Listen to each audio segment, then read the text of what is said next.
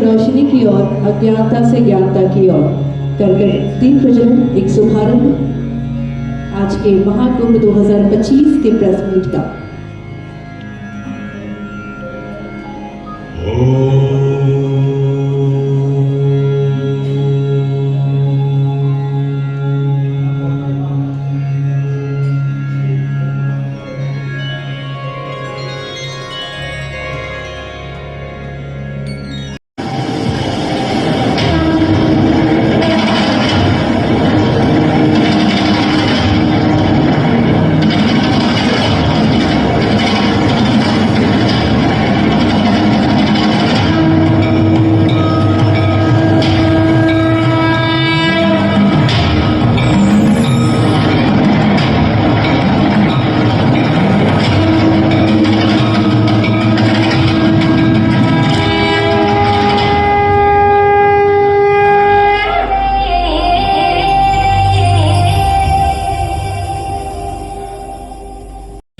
सांस्कृतिक विरासत महाकुंभ 2025 को स्वच्छ, सुरक्षित और सुगम बनाने के लिए संकल्पित है डबल इंजन की सरकार। विश्व के इस सबसे बड़े सांस्कृतिक महोत्सव में श्रद्धालुओं और पर्यटकों के सुगम आवागमन के लिए बनाई गई है सार्वजनिक परिवहन की त्रिस्तरीय व्यवस्था।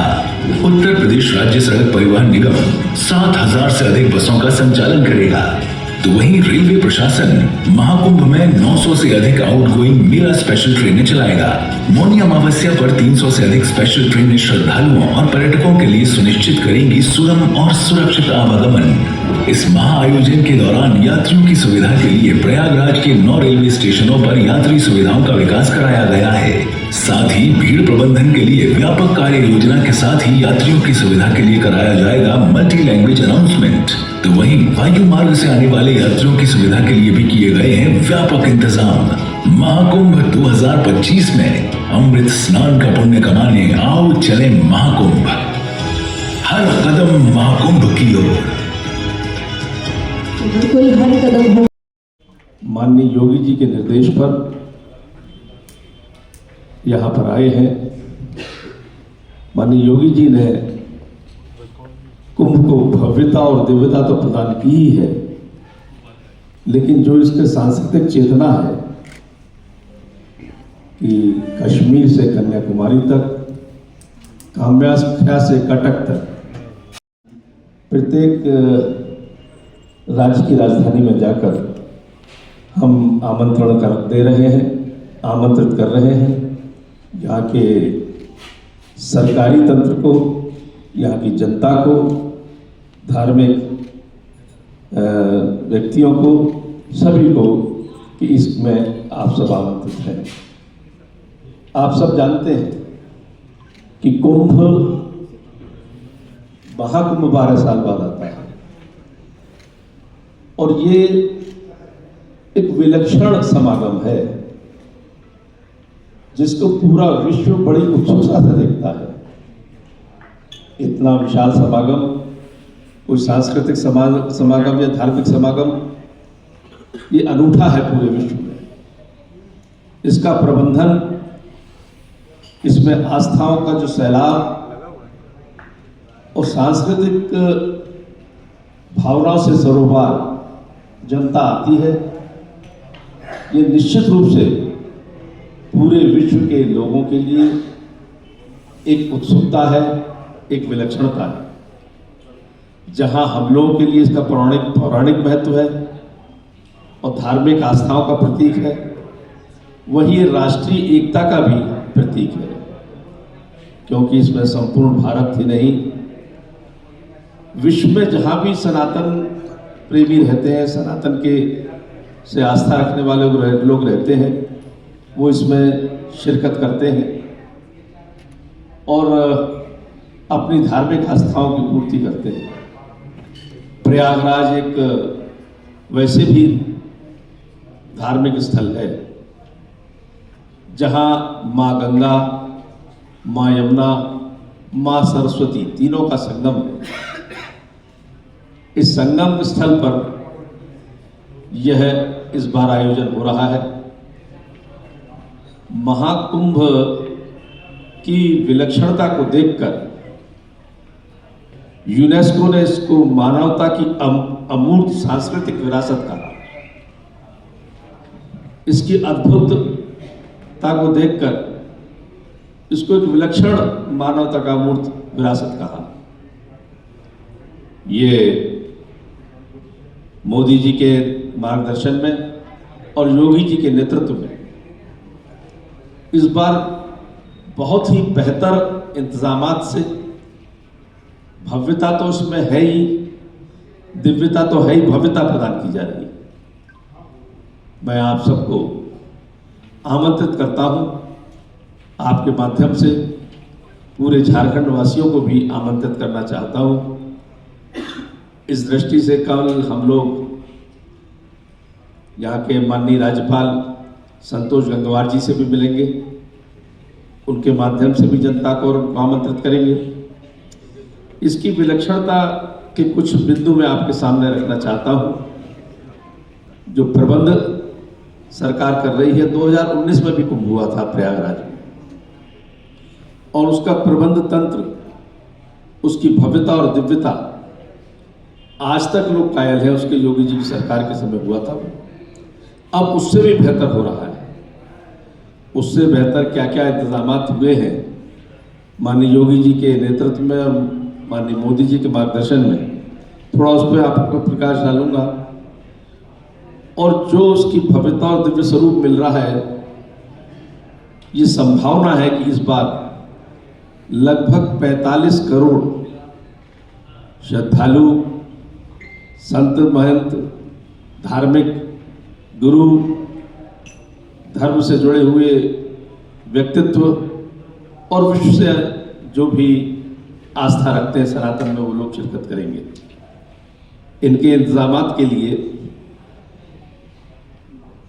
जहां स्वच्छता पर विशेष ध्यान दिया है, पिछली बार भी जो कुंभ हुआ प्रयाग में स्वच्छता के हिसाब से बेमिसाल था, और उससे माननीय मोदी जी जब आए तो इतने प्रभावित हुए थे कि आप सबको मालूम होगा कि सफाई कर्मियों के उन्होंने चरण धोए थे, जो उनकी सेवा रही इस काम में, और जितनी खूबसूरती से और विलक्षणता से उन्होंने इसको किया था, तो उनका अभिनंदन उन्होंने इस स्वरूप से किया था।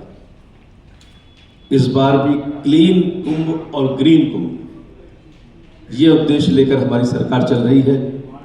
सिंगल यूज प्लास्टिक मुक्त महाकुंभ का संकल्प लिया गया है। स्वच्छता पर 4 लाख बच्चों को घर घर भेजकर इसके लिए जागरण कराया गया है स्वच्छता के लिए, लेकिन आम जनमानस इससे जुड़े, इसकी ये व्यवस्था की गई है।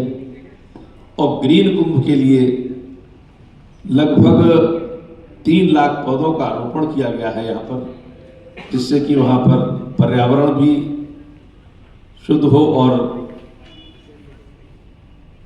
हरियाली भी दिखे।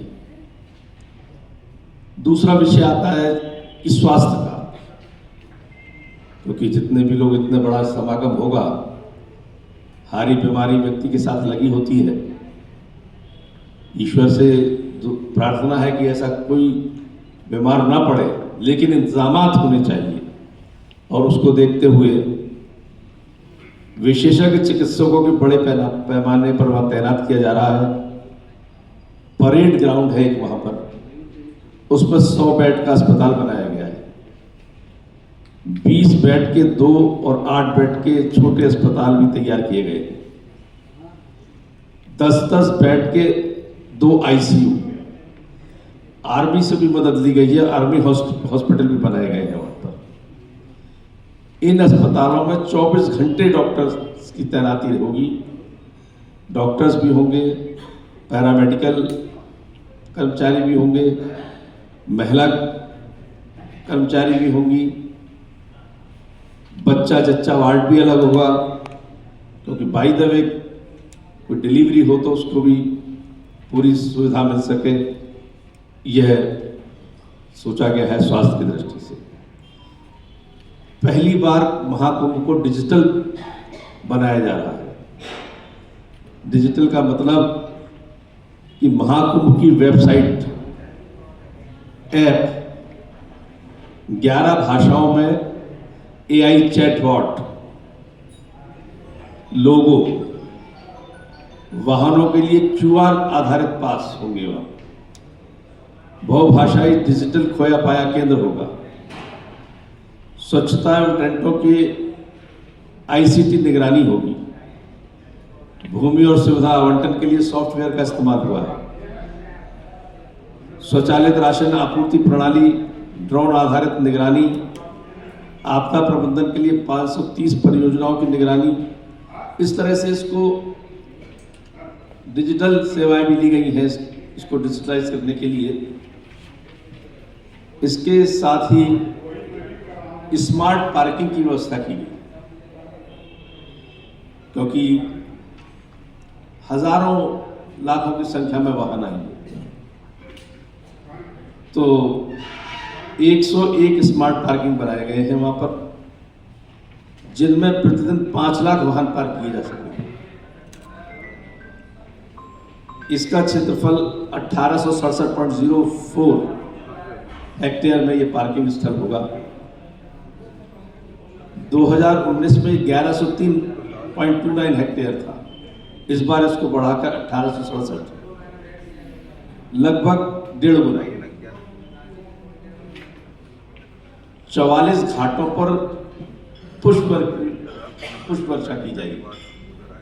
शाही स्नान होते हैं, मौके जो अवसर होते हैं विशेष, उनके स्नान होते हैं। अब तक 35 घाट थे प्रयागराज में, 9 नए घाट का निर्माण किया है योगी जी की सरकार ने, जिससे सहूलियत हो श्रद्धालुओं को स्नान में।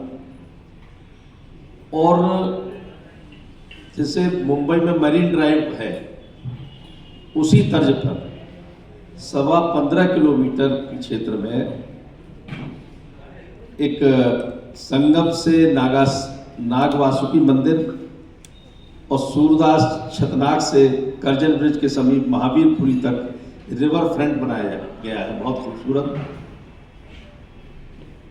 CCTV कैमरों को देखने के लिए 52 सीटर 4 सेंटर स्थापित किए गए। एट्रीब्यूट आधारित खोज है। 2025 में लगभग 45 करोड़ श्रद्धालुओं के आने की संभावना है। ये एक बड़ा कीर्तिमान होगा अपने आप में।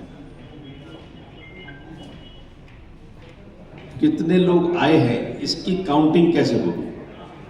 तो एक तो एट्रीब्यूट व्यवस्था, एक रिस्ट बैंड, हर एक श्रद्धालु जो कुंभ के सर्किल में प्रवेश करेगा उसको रिस्ट प्रवेश कर रहा है, कितनी तारीख को प्रवेश कर रहा है, कब वहां से निकास हो रहा है उसका, ये सब ट्रैकिंग हो जाएगी। मोबाइल ऐप द्वारा ट्रैकिंग, GPS लोकेशन के माध्यम से ट्रैकिंग, तो सही आंकड़े आ जाएंगे कि इस महाकुंभ में कितने लोगों ने शिरकत की।